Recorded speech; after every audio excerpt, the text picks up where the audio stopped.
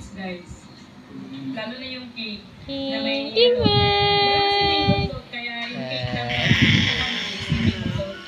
Sino yan? ang sarap. Naalala ko to guys. True. Napakabili ng cake. Tsaka, nakita ko gumagawa na mango float. Mango float. Mahilig ako sa cake doon. Kahit anong mga cake makita ko sa sukan na kahit sa sukan na nag-order ako.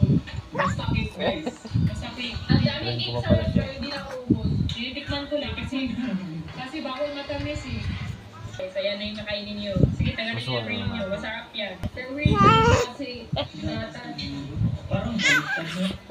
Yung gatas dapat tabuan. ano yan, bear brand siya guys.